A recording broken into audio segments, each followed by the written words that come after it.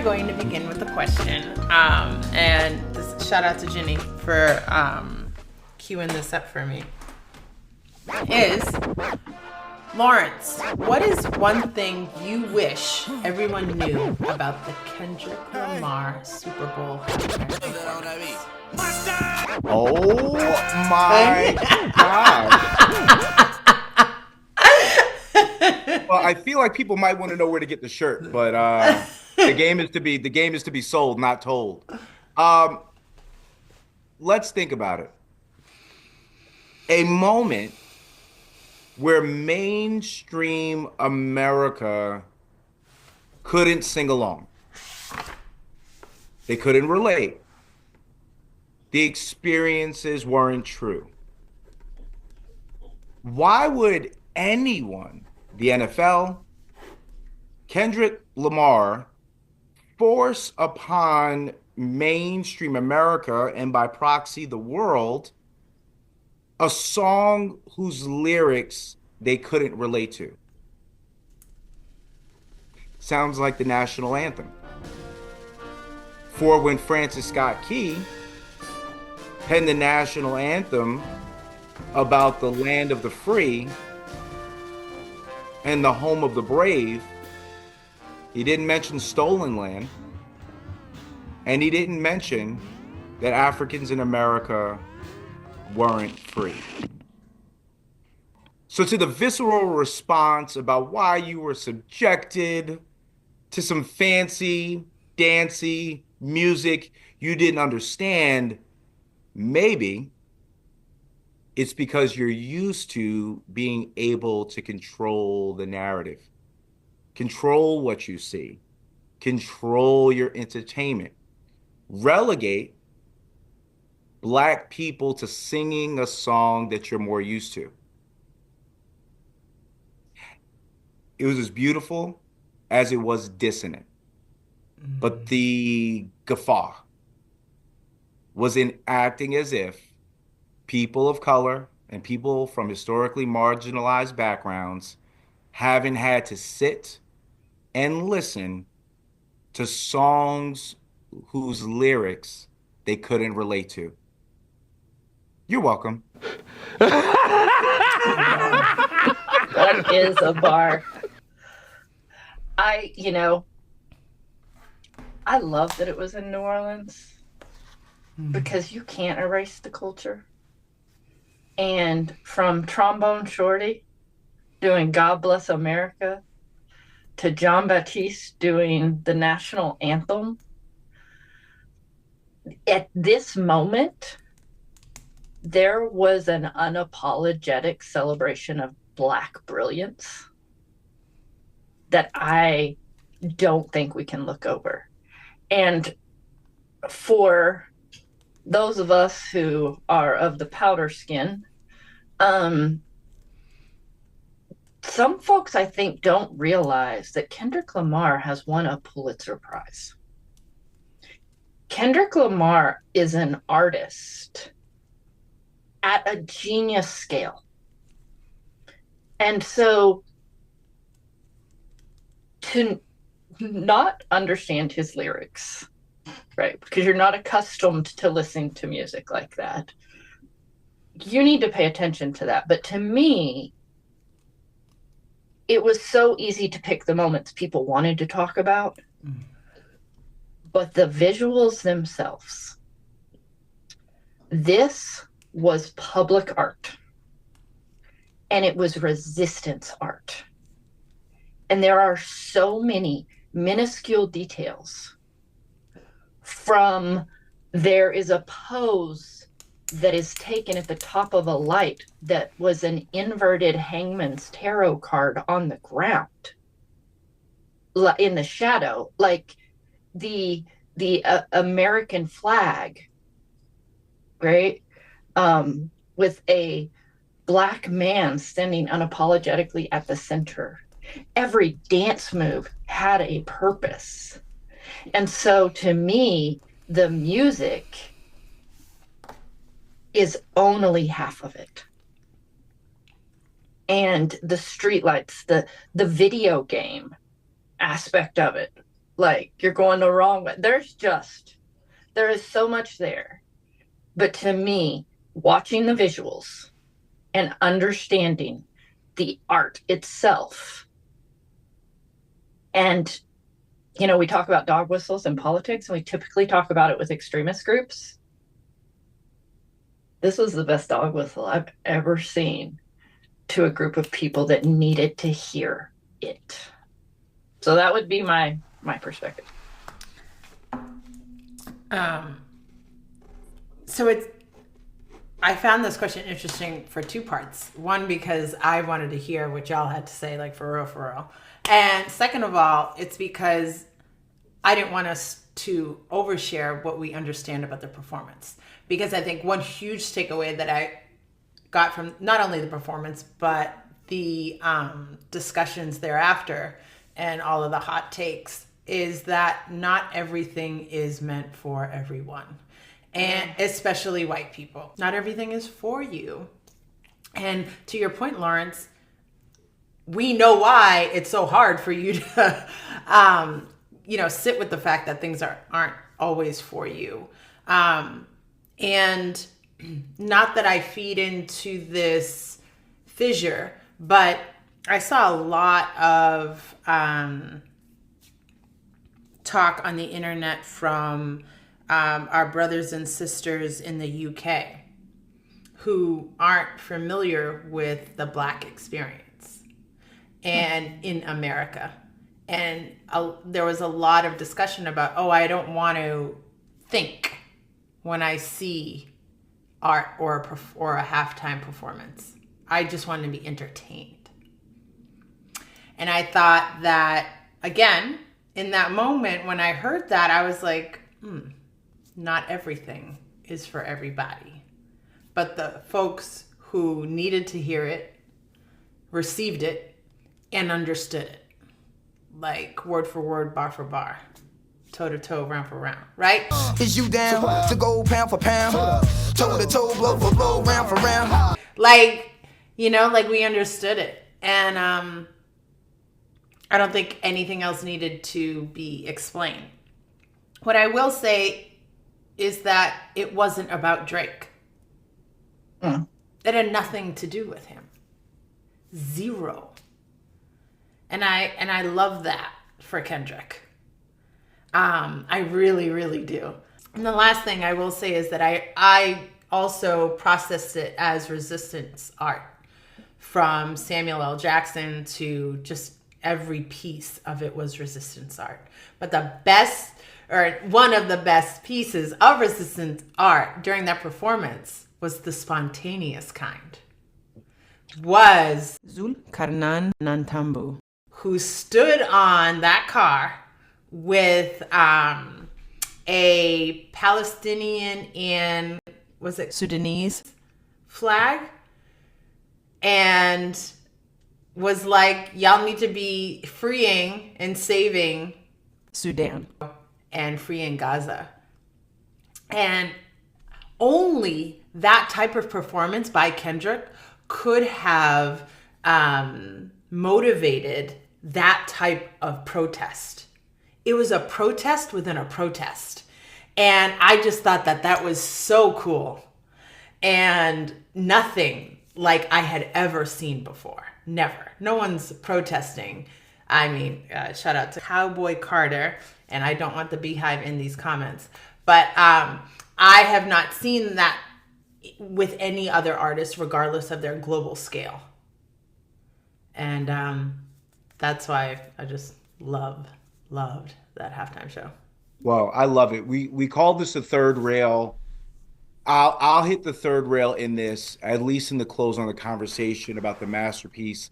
That was the halftime that needed more time. That was Kendrick Lamar. In the fallout of the Meta comment section, I had white friends who got it. I had friends from all types of backgrounds who got it. I know some folks from those same backgrounds who didn't get it. Neither one really, really moved me. I was more taken aback by some skin folk who weren't kinfolk, who sounded like I thought some white people would sound like. And it just reminded me, as Melina said, not everything is for everyone. It also made me remember that some of the folks of the melanin kind who didn't understand Kendrick's purpose and the performance were some of the same folks that Harriet would have left behind. As a commentary on the Easter eggs of meaning in music, Dave Chappelle once said, I can't tell the truth unless I put a punchline in it. Hmm. And he was referring to the idea that a lot of times where people think he's being funny or comedic, he's just telling you the truth at the temperature you can take it. And so maybe music, symbolism, and freedom songs didn't just happen this year in 2025 at the Super Bowl. As far as my ancestry, we've been doing this since we had to follow the drinking gourd.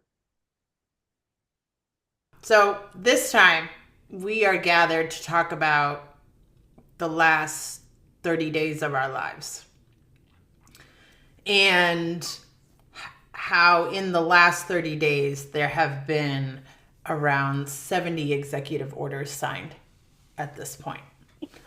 And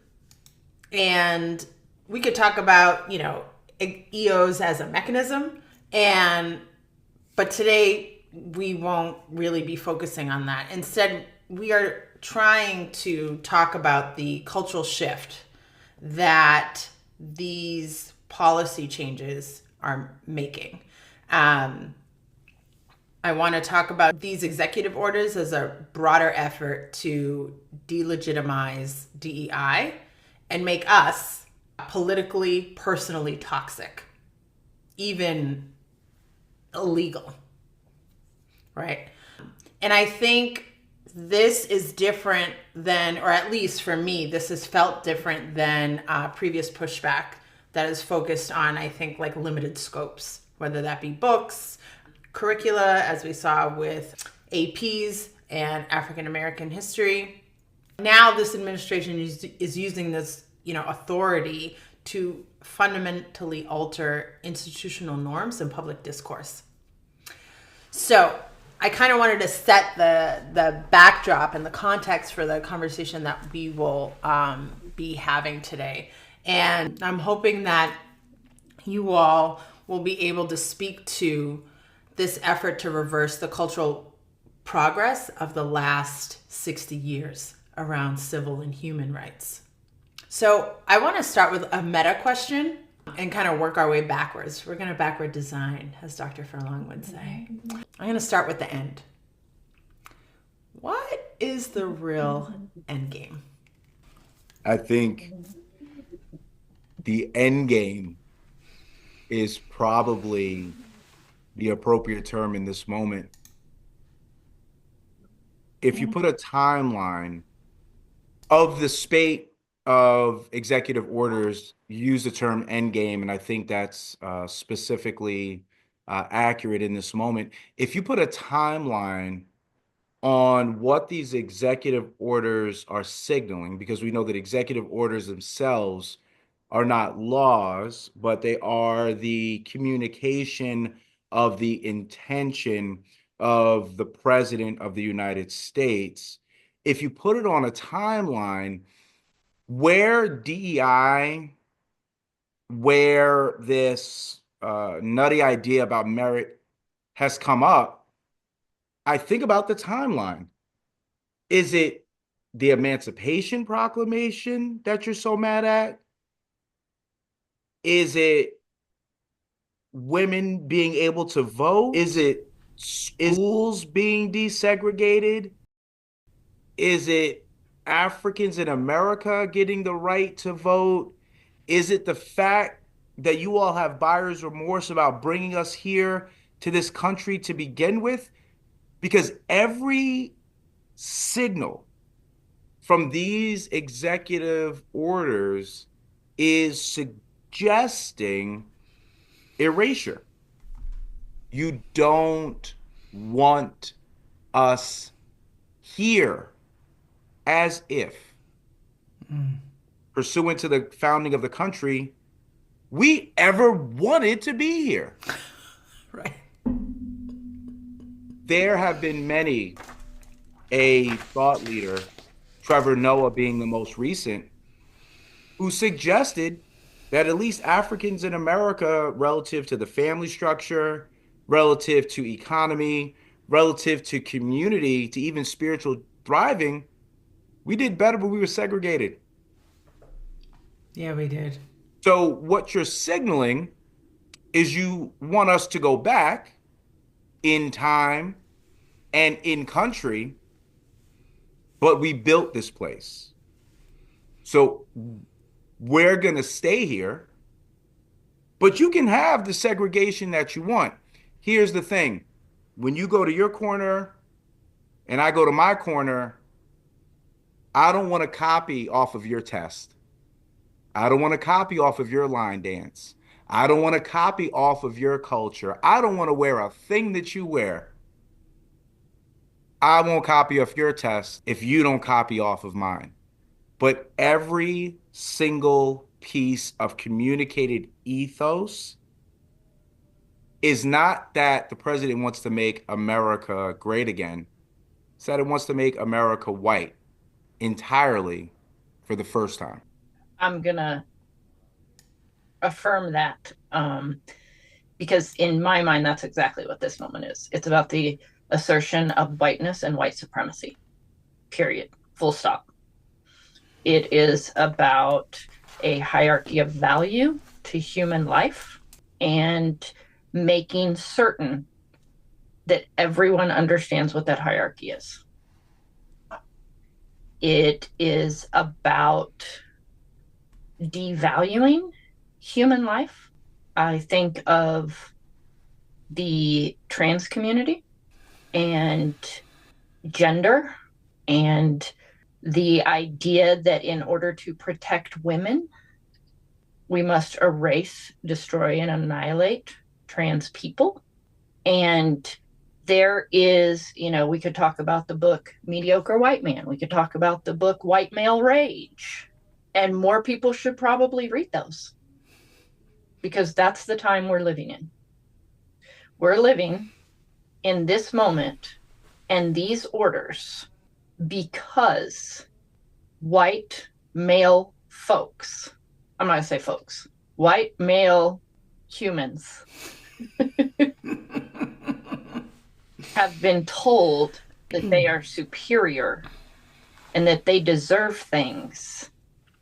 And because neither of those two things is true, when they are not given or achieve those on their own, it must be at the fault of someone else.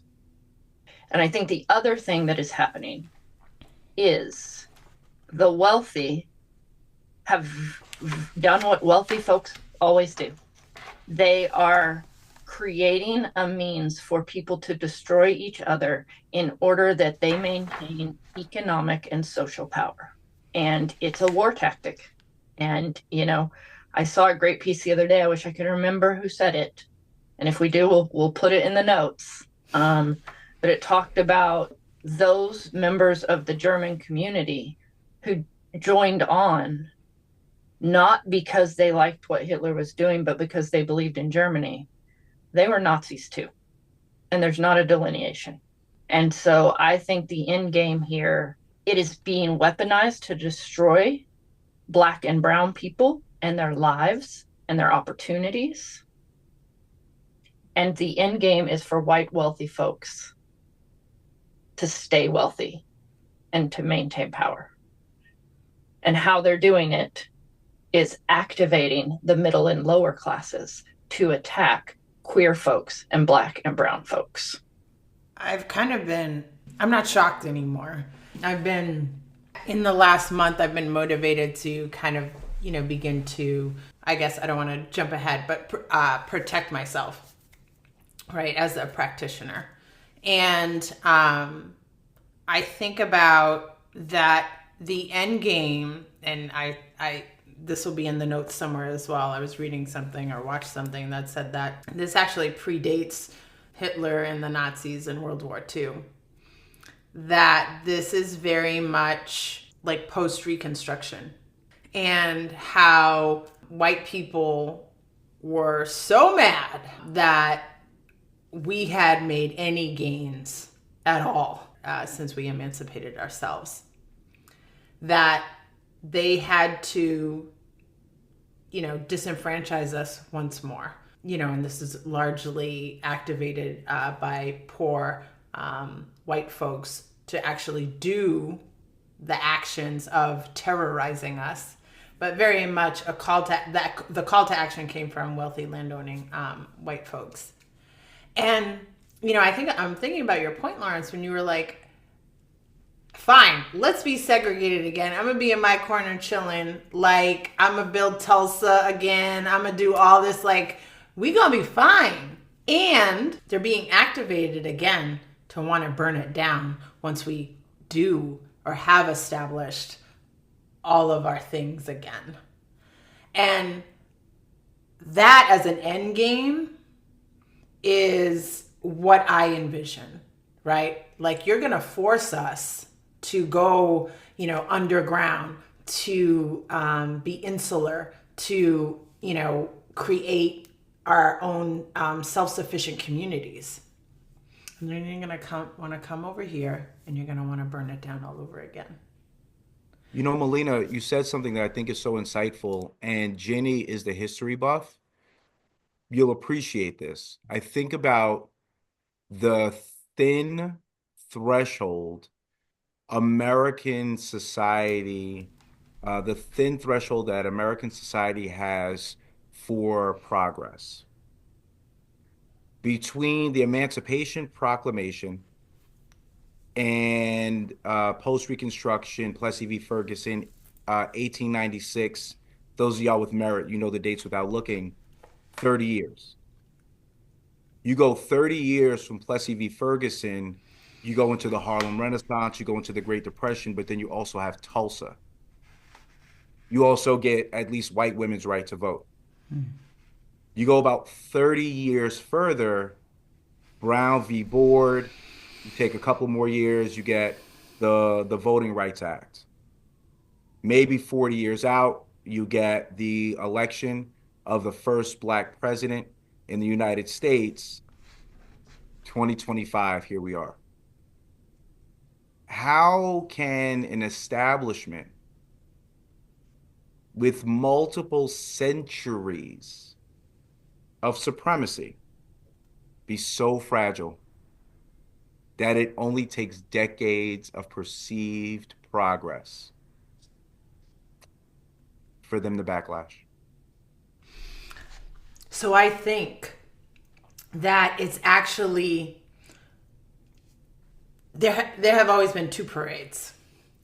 There has been the Racial Progress Parade, right? That folks like us are always on. Then there's the Racist Progress Parade. And the parades are going on at the same time. I think, though, that one is more sophisticated than the other. And I think one is always playing the long game. Always. And I'll let y'all guess what, those are. I think that racism is constantly transforming itself. Constantly. Like, it's almost like this weird type of AI. It's like iterative, and like it changes with the times, and it's able to morph and change on a dime. But the racial progress is much slower to move. It's very much akin to like a educational institution, like not nimble at all. Always like trying to appoint a leader instead of listening to the people, choose a leader, right? I'm really just awestruck sometimes at the ways in which the racist train is, or parade, excuse me, if I'm sticking with my metaphor, really chugs along and is able to turn really on a dime. It's like the Japanese train, and we're over here still on the blue line in Boston trying to get to Wonderland, the last stop on the blue line. If you know, you know. Right? Like, so I feel like we just got to be more nimble, more quick, more agile. I do think, to your point, though, Yeah. this time for me, it feels final. Interesting. If you take the cultural ancestry of a people, no, I wasn't there for the Emancipation Proclamation, but my ancestors were. No, I wasn't there for Plessy v. Ferguson and the Black Codes and Jim Crow laws, but my family members were. No, I wasn't there in the 1960s and the denigration of integration, but my family was there. And for generations, we were told that progress would come one day. And if this ain't the day, I'm no longer concerned with the day coming. And so what I think is different this time is that those of us on the hope train, at least of integration, I don't know that we're signing up for the next series of a good try next time. I ain't. Miss me. Miss me. Like, for real, for real. I mean, I think this also feels more systemic than I've seen it, at least in my lifetime. Again, I'm with you, Lawrence. None of us were around for Jim Crow, right? Or the Emancipation Proclamation, even though my kid sometimes thinks I am. He's like, "Where were you when?" And I'm like, "My dude." He asked me where I was when MLK was murdered. I was like, "Okay, boy, goodbye. But it's a coordinated effort. It's impacting all of the pillars of democracy, including public education, right? We're experiencing workplace culture shifts, right? And I feel like I feel it a little bit more acutely because I live in the DC area. And then the silencing of any sort of advocacy, I think feels really raw and new for me, is the suppression of any likes of, DEI discussions in public institutions, from government agencies to schools to nonprofit funding, closing of entire agencies, USAID, that have anything to do with giving money to, people with HIV across the world, et cetera, et cetera. It leads to fewer voices, at least publicly, pushing for progress, right? So, Jenny, I'm wondering, in what ways do you see this cultural shift playing out in institutions beyond the government? And what long-term impact will these cultural changes have without resistance? Yeah, I think what both of you have said is so interesting, because I think what we're seeing right now is, in those past moments, we had to rely on people to enforce ideology. And were there occasional systems created? Yes, Jim Crow. It wasn't nationwide, right? It was concentrated. And the way Jim Crow was enforced was by people. And I think what you just named with the pillars of democracy, Melina, is that this is nationwide. And although people may be enforcing orders, there is a system of control because of the time period we've reached with technology, which allows a surveillance state to take place that does not require human beings to enforce it. And I think that there is a difference there. And so I think that is part of the shift we're seeing. And I think that's why, by nature, those of us so involved in this are saying, yeah, we're not. And it's because it's not other people. And we look at it and we think of those 4 levels of racism and 4 levels of oppression. And you have the internal, which is the personal, the interpersonal, the relational, the structural, and the systemic. It usually goes from the person up. This is coming from the system down. Mm-hmm. Mm. And I think that is what is allowing it to happen in such a widespread way. I also want to name the expediency, right? So organizationally, people don't have time right now to figure out what resistance looks like, because compliance is immediate. So you have 2 weeks from the time an order comes down to be in compliance with another order or another order. And they're not saying you need to have the signs changed on their bathroom. They're saying you have to erase any reference to different bathrooms in your policies. And so the system is requiring the structure to change quicker than the people who would have enforced it in the past can even understand what's happening.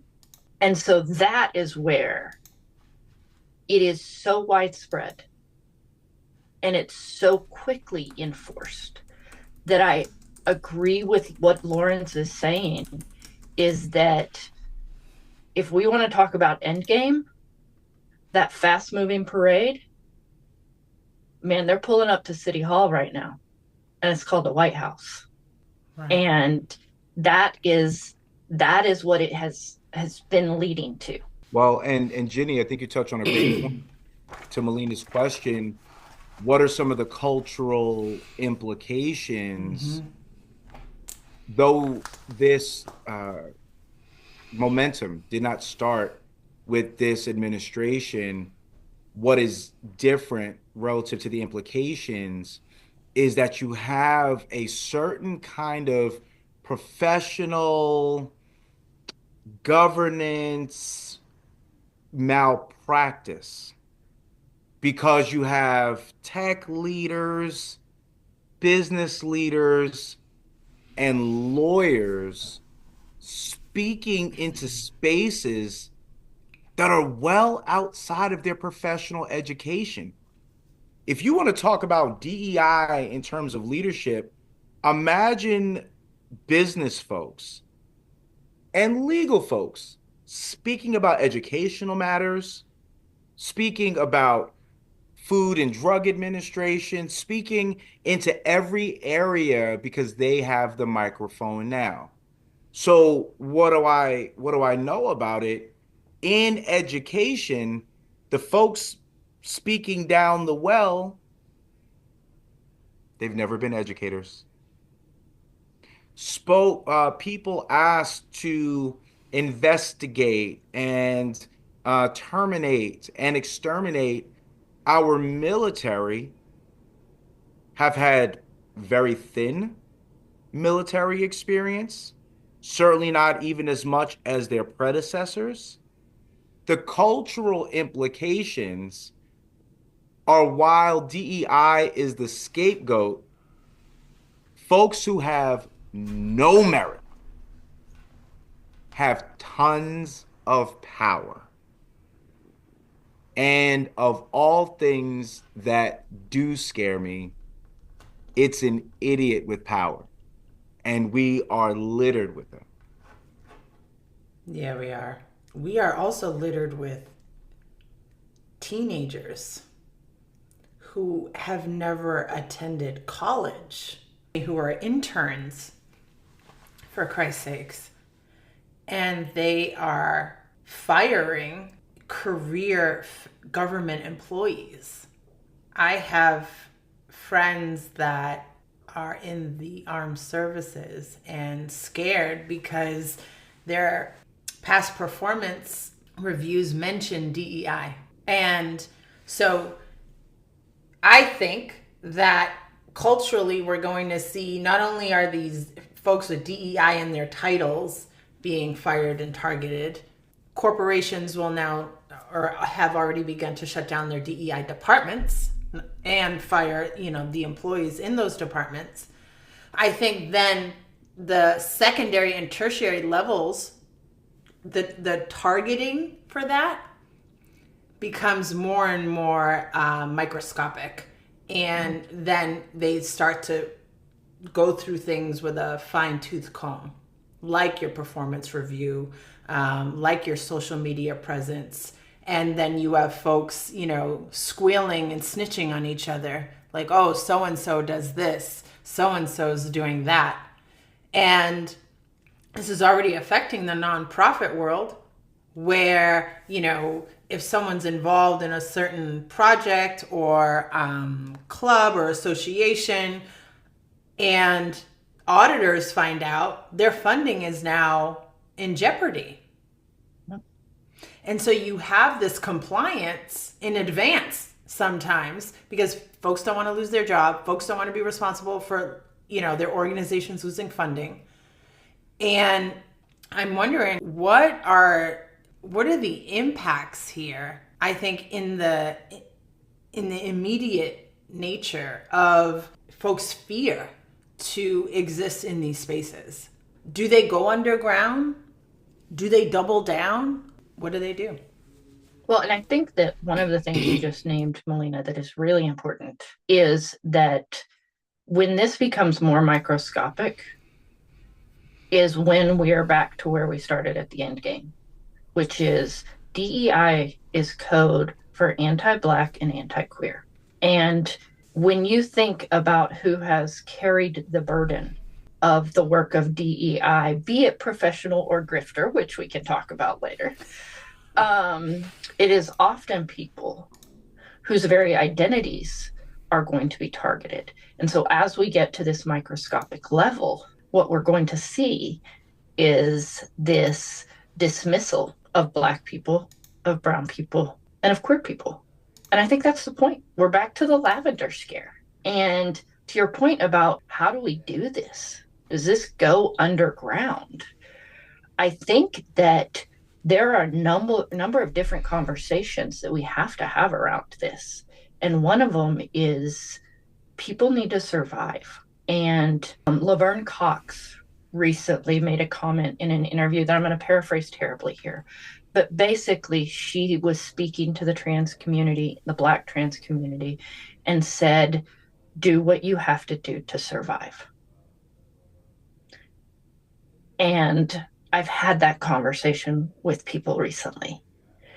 And some of it means taking who you are underground. And that's terrible. And it's destructive. And then when we think about the work that was taking place, right? How do we, what do we do? And I think about going back to the conversation about technology, the digital space is so important right now. When we talk about the fact that we are all hundreds of miles from each other and we are some of our closest people. And then I think to myself, why? Not as in why are we all together? We know why we're together, but specifically in the education field. And I'm going to speak specifically to independent schools. Independent schools are probably the single organization right now that doesn't have to go underground, that have the power and the privilege to actually spend from that privilege bank and be at the forefront of saying, we won't go underground. And I think that any school who chooses not to do that is telling us what we already know about them. And so I'm going to make that call out to independent schools and educators in independent schools who can very much exist in a bubble right now and be like, we're safe here. It's okay here. You need to be at the forefront. You need to be leading this battle, because otherwise I don't know what purpose the work serves, because I don't think progress can be our goal right now. I think that's our next question. Thank you for such a a thoughtful reflection, and it helps me to understand my straight cis blind spots. And so certainly it's drinking from a well that I need to learn from. I just want to be black as hell for a minute. As if you could be anything else. Not in a mustard shirt. Right. I was like, Melina, you're gonna say it, right? That's gonna be a soundbite. I know.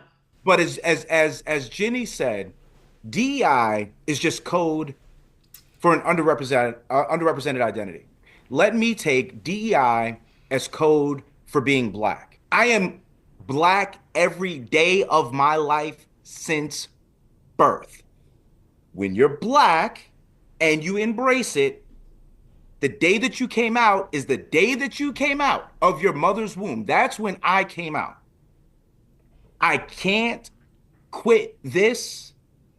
I don't want to quit this. If I quit this, then my children have permission to quit this. One of the beautiful cultural inheritances of being black is that we are this 25-8. And so if in this moment, white people's commingling of your authentic blackness, when you walk out of the house, when you sit down at the lunch table, when you have a disagreement in the parking lot, when they copy your line dances and learn your two steps, if that, from a personal perspective, is DEI, and people are telling you that you can't be DEI, meaning that you can't be black. If you're afraid, so afraid, that you stop, you were never that.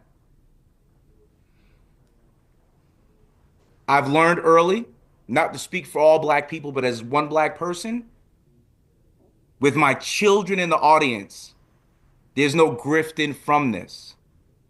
I am this, we are this, we don't have, and I don't want a foxhole to hide in.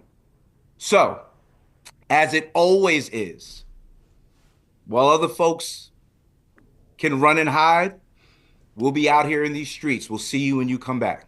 I love when you get fiery.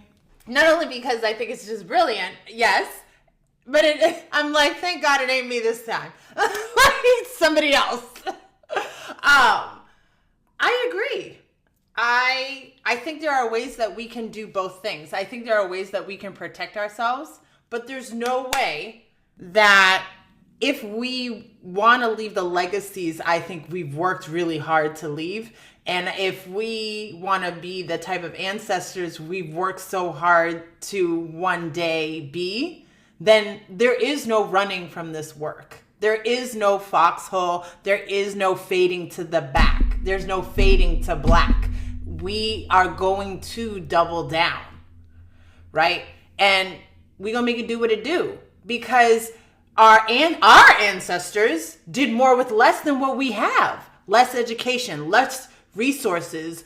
To your point, Ginny, zero technology, right? Zero ways to figure out how to organize without calling each other or sending letters in the mail or driving to each other's house and knocking on the damn door. So, and even before that, we did way more with way less when we were enslaved, right? So I think that if some of these institutions, and we were talking about this, Ginny, before you jumped on, if some of these institutions have you, buy your eyelashes and, you have, free housing and you work for them, and that's a situation where you need to survive, right? And your kids go to the schools and all of that stuff. That's a different situation.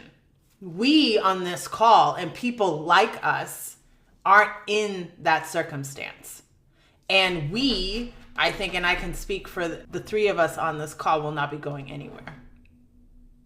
We will protect ourselves and we will move things around. And whether that be our online presence or in real life, meeting in creating third spaces, whatever that looks like. But we're not going anywhere.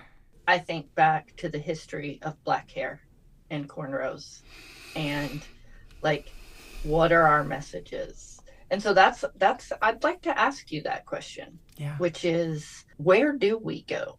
What do we do? Because you and I have spoken about this off air, but protests ain't going to do it. And so, in your mind, where do we go? What do we do? What do people who listen to us and say, y'all are doing something I can't do, but I want to? Like, what do we say? What are some of your thoughts on the plans for that? I want to acknowledge a couple things that I think can be true at the same time. I think it's important to not always broadcast what the plan is. Black people learned this all throughout the civil rights era, all throughout the Underground Railroad. We had to be careful with whom we were in fellowship with, whether they were skin folk or not. Because, you know, the FBI did employ Black people to snitch on Malcolm X and all of that, but that's another episode. To Lawrence's point earlier, there are people that Harriet would have left behind in a heartbeat, and for good reason. So I think I want to preface what I'm about to say with, we shouldn't always be publicizing the plan. For that, folks, we have Signal. Please go into the App Store and download it.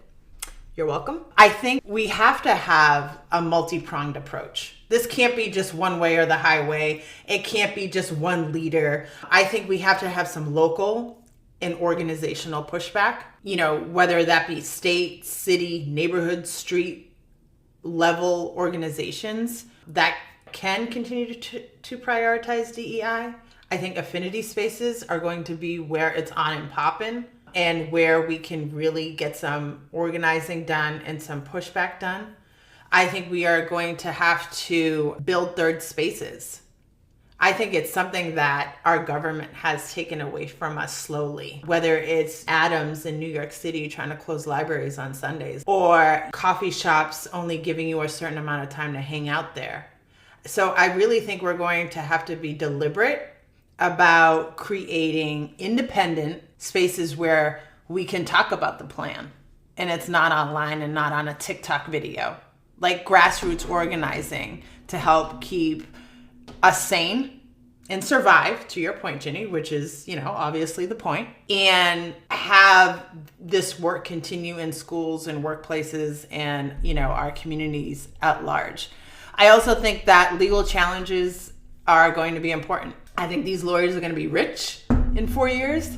I don't think that we can overlook that avenue of advocacy either. I think we are going to have to come out of pocket a little bit with some money to put our money where our mouths are, to make sure that these initiatives and these communities and these third spaces actually come to fruition and can do good work. And I think we have to take care of ourselves, not just survive. Because I don't want to just survive, right? And I have zero interest in the white girl definition of self-care. A yoga class and a glass of wine just aren't going to cut it for me all the time. Or a $300 massage or a $400 facial and some Botox. I mean real self-care, like stuff that feeds my soul. Resistant art, hiking, being out in nature, putting my toes in the sand, getting some vitamin D, you know, hanging out with my family and my friends, laughing. So I think that all of those things are going to have to happen. I love it. I love it. I'll point to, since we started with Kendrick, in the spirit of beautiful coded art, out of Newark, New Jersey, The Last Poets. Last Poets, a sample of it was used in an intro of a Biggie and Jay-Z song.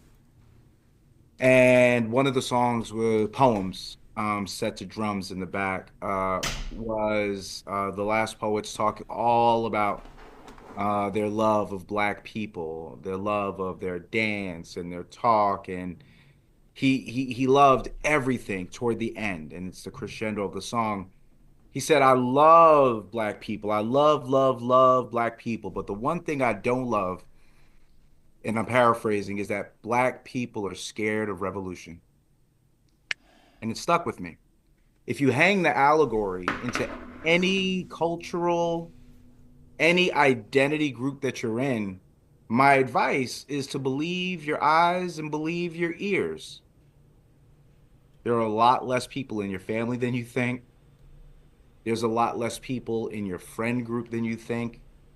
There's a lot less people who are in your circle than you think. And so, in the spirit of what do we do now, figure out who we is,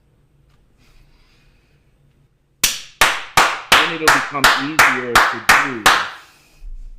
And with the right we, you can do more now. Woo! Drop Yes! Yep. Yes! Figure out who the we is. Absolutely. My goodness. Can both of you give me a specific example of a small but meaningful action that folks can take either in their communities or their workplaces? And I'll go first. I think folks need a plan. And I'm going to give you an example. I'm going to take from Ginny's thoughts about what we're doing around gender right now, specifically transgender folks. How the State Department is changing passports without folks' consent from an X marker to whatever sex that they were assigned at birth, and they're mailing them back to folks. They're not letting transgender kids back into the country. And like if they're, how they present doesn't match their passports, that kind of thing. So do schools have a plan? What's your plan when you take that senior class to Zambia? When you take that senior class to Italy, the UK, all over the world, in independent schools, a whole bunch of schools take their kids overseas. Do you have a plan for your non-binary or your transgender students? Do you have a plan for when your transgender student has a medical emergency and you're in a red state? If you don't have a plan, get your panel or your SLT together and with your lawyer, on speakerphone and devise a plan.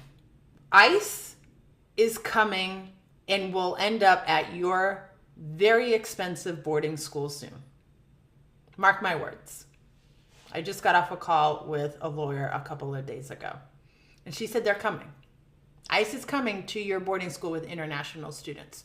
Do you have a plan? If not, you should have a plan by next Friday, because we've all been making the same point about urgency here and the chaos, which is the point, and the cruelty that is the point. Y'all need to have a plan in place to protect your students and the privacy of your families and your students that are in your care, that are paying real green tuition dollars to attend your institutions. So that's one specific example of, I think, an action that folks can take to feel, because if you stay ready, what? Exactly. You gotta get ready. You ain't gotta get ready. Yeah, I love that.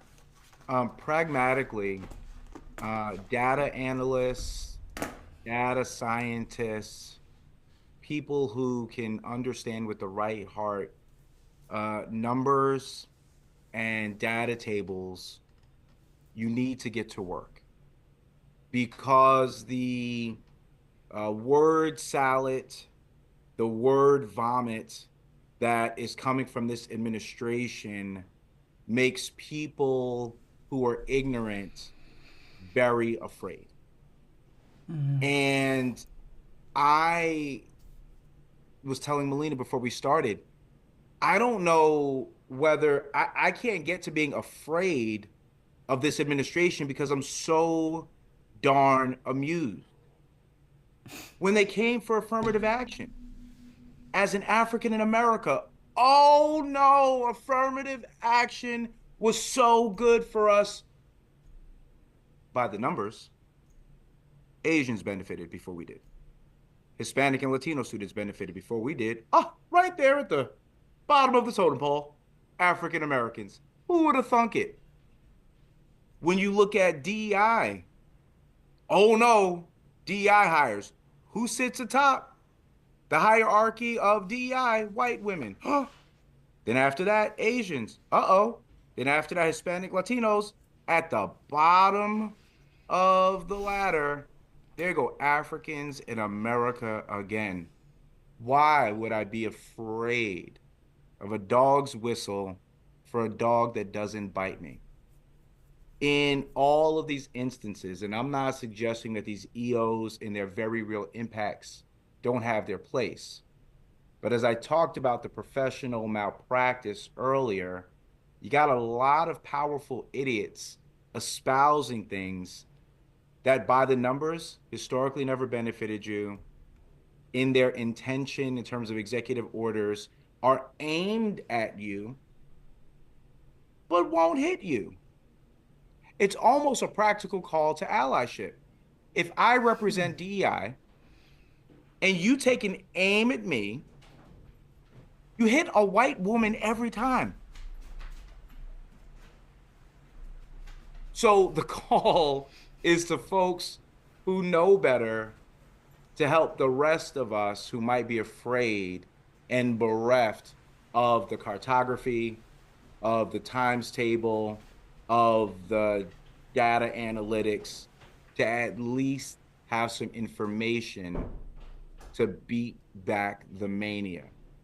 As a practical piece, and we make sure to offer it as part of Third Rail, I don't know if you all have heard of Brandolini's principle of asymmetry.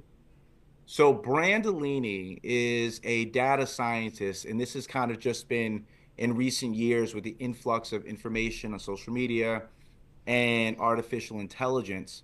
But Brandolini's principle of asymmetry is essentially, and I'll do the abridged version, is that an ounce of misinformation costs us a pound of articulation. An ounce of misinformation costs us a pound of articulation. And that over time, that ounce wears down people who are spending a pound. So if you want to get ahead of Brandolini's principle of asymmetry, the way to win the war is to be armed with information. I'm so appreciative of that, Lawrence, because I do think data analytics is a huge piece of this, having the information. And when I think about being in schools, I think about the other side of that, which is how you use the information, right? If your information has been used in the past to make you feel like you were doing stuff right, how are you going to use that information now? When I think of what people can do right now, number one, getting the data. Let's get real data consistently and know why you're gathering it. The second thing I think about is, what are your habits, right? Because there are things that are being outlawed in our country, like people's pronouns. And yet we have habits that we do. Make your habits an act of resistance. Let me say that again. Make your habits an act of resistance. Say your pronouns. Every time you're the head of school, you're a teacher, at the beginning of every class, say your pronouns. First time you introduce yourself, say your race. What are your habits? Especially if you hold an identity that is not being attacked, that is not being privileged. This is your job right now. What are your habits? What are the things that you are doing that are daily acts of resistance that provide a model for young people and open the door for them to continue to see what allyship looks like? We know we don't like the word ally. We'll get into that later. But active resistance, to say people up here can say this, but in front of me and you, we're not going to do that. We're not going to do that. And then I think about not living in fear of the dollar, right? Because we talked about net tuition revenue last time. And especially at independent schools, if we want to talk about public schools and what's being done to the Department of Education, like, there's a reason there are people living in fear about whether or not children are going to get lunches at school, about whether or not Title I funding is going away. A how they're going to support students with learning differences. If you're in an independent school, a lot of the fears are constructed more than they are real. And the one real fear is that net tuition revenue, because we know you're not going to tap the endowment. No, because they showed us their ass during the pandemic. They ain't tapping nothing. Right? So I think that you can have policies. You can have in your contract that you do this stuff. And you know what? If you're at a good school, the legacy of your name is going to be more important than the fear of DEI. And if it's not, did you want them to begin with? And so that's my piece. Like, know why you're getting the data, check your daily habits, and realize that you have the power to make policies in a way that other people don't.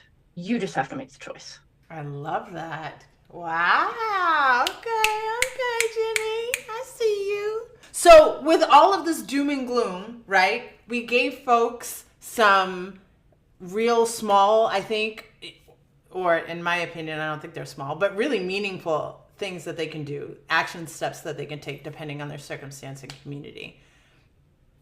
But tell me, what gives you hope despite this aggressive onslaught of an attempt to roll us back 60, 70 years, maybe even 200? I think what gives me hope is that we are getting to see everyone a little more clearly in this moment. The call, as Melina says, is always coming from inside the house. We're not looking at one side of the political aisle and the other as people we don't know. Even if it's not political, it's a personal way of seeing the world. These are your partners, your parents, your family members. These are people you thought were your friends. These are your colleagues, your coworkers. I don't leave my house and go into any small meta community where there aren't people on wildly different sides of civility. And I think that there are some portions of our country who just couldn't see it as clearly and hear it as palpably. And what gives me hope, for their own reasons, is that there are a lot of people activated in this moment. Activated to do what? Who knows? Activated for how long? We've seen. But there's at least enough activation that there's an opportunity. In early innings, first quarter of 2025, there are at least enough people activated to start a new game. I think something that I kind of hold out hope for is there's a chance to even up the odds, at least on the congressional level next month, with the special elections that are happening. And I think there's 3 happening. And if Dems win the 3, then it's a tie in Congress, and a lot of legislation, like Trump won't be able to do anything from a, congressional standpoint. That gives me hope. I was at Howard this morning. Like, I was at an institution of blackness, black brilliance and talent and innovation, and like a steward, like a bright beacon in, just the history of this country, and in intellect and all of the things that excite me. So I think the fact that these institutions still exist give me hope, because there are thousands of people at Howard, brilliant people that are doing amazing work, and students, thousands of them, that are getting a world's class education and are being let out into the world to, hopefully do good work. It's a haven. It's a safe haven. And I'm lucky to live in its backyard. So I think places like that and institutions that will outlast this era that we're in really give me hope. I'm so grateful you said that, because mine aligns a little bit with that. My hope right now is unrivaled basketball. And for listeners who are not aware of this, this is a 3v3 basketball league that was started by players in the WNBA. This wasn't millionaires. This wasn't an entire league that barely existed and had to fight for funding. Napheesa Collier and Stewie said, let's start a whole new sports league. Like, that doesn't happen in our lifetime, y'all. For a whole new sport. And to see a ground roots movement for sport, which we know has a lock on American culture, to me, that is so emblematic of, to your point, there are pockets of possibility. And when you look at the WNBA and women's basketball, someone asked an NBA player, viewership for the MNBA, as I like to call it, is down 28% for the start of the season this year. 28%. And someone asked one of the players, what do you think we should do? His response was lower the rim, which is a tongue-in-cheek point to the fact that for years, even Shaquille O'Neal, in an interview with Angel Reese this past year, made comments about wearing shorter shorts or lowering the rim to get people to watch women's basketball. And what we're seeing is the opposite. They're so successful, wildly successful, because of who they are and because of their talent. And they're out here creating dynasties and running businesses like it's never been done before. Look at the NWSL player bargaining agreement. That is bringing me lots of hope. And I'm pulling for my laces. So, just saying. Amazing. I'm grateful to you both. Obviously this conversation will continue in the next episode, depending on, what happens between now and then. We'll definitely have to tackle capitalism at some point in time. And what has been your favorite Black cultural win this Black History Month? My favorite Black cultural win has actually been through the eyes of my 7-year-old Matthew. He's in 2nd grade, and his teacher, shout out to Miss Forts, she's amazing. She, throughout the month, and even a little bit before then, started to do Black history lessons. And so Matthew came home, and it's only through the eyes of a child. And they always assume you don't know anything, because that's how 7-year-olds teach you. Daddy, did you know about Martin Luther King? And Daddy, did you know about Harriet Tubman? And Daddy, did you know about Garrett Morgan? And in the eyes of a child, but in the courage of a teacher. My win was knowing that my child wins because there's a teacher who's courageous in the classroom. Shout out to Miss Forts.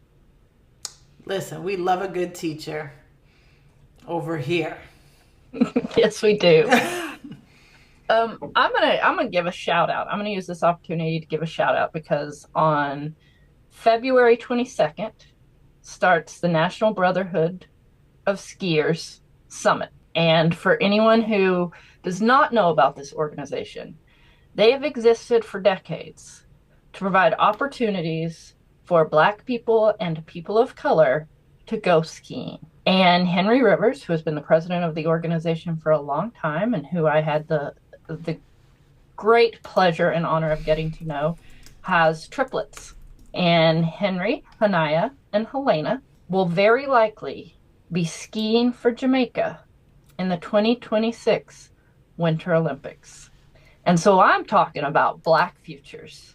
And I'm giving a shout out to those three and to their parents and their families and their dad, who's been doing the work for a long time, because they get that opportunity.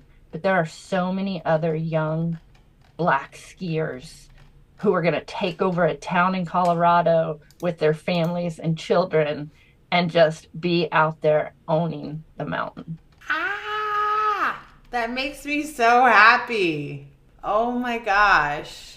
Oh, I love that. And I have a 9-year-old who snowboards, so I can definitely, we appreciate that over here, Jenny. Thank you for that shout out. I think my biggest win I have two. I'm a cheat. Love Hurts. Jalen Hurts and the Eagles won the Super Bowl game.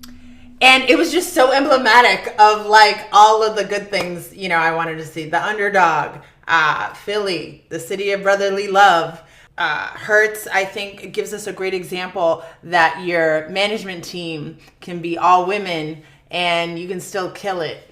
Black love always wins as well. You know, leading up to it, they had all their media days and, you know, Trump's coming, Trump's coming, Trump's coming. Hurts was just like, yeah, whatever. And I feel like what happened was the Eagles sent KC home. And KC, whether they wanted to or not, took on this identity of being pro-Trump, the MAGA team. And when the Eagles won, I was like, oh, look at this. Oh, suck it now. Oh, suck it now. Look at what can happen. Look who won. Plus, with Kendrick Lamar in the backdrop, his Super Bowl performance, I was like, this is a win. This is a win. Black people just won. Like, you know, kinfolk just won. Like, and it made me really happy. And I was like, it's Black History Month. We up, baby. My second one is shout out to an organization here in Washington, D.C. called Step Africa. Step Africa is led by just some magical teachers who are doing great work over there. They tour worldwide. They go to, I think, South Africa every summer and perform there. They also have a camp here in DC every summer that my son has had the opportunity to attend. It's just a really special organization. And this month, they decided that they were going to break the Guinness World Record for the largest step performance ever. And so they put out a call to the community to come and perform at the National Building Museum here in Washington, D.C.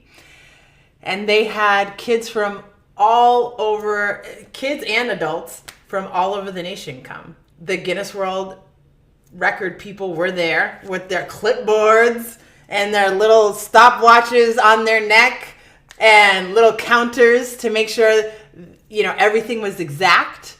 My son was one of the performers who memorized a dance and performed and broke a Guinness World Record. So, like, in that moment, like, I was brought to tears watching the performance, just to see a sea of blackness doing a dance that is important and has historical significance to our community. Brought me to tears because I said, my sister was right next to me and I said to her, there is nowhere else in the country where I could live where this could happen. And where my son is always affirmed. And shout out to NCA&T young boys who came and mentored Xavier for the day and taught him the routine and made him feel like he was one of them. He will never forget y'all, and I want to shout out y'all and thank you so much for supporting him in that moment. It was great. All right, y'all. Yo, this was dope, man. 3 hours. You talk about, you can only get good slices out of this.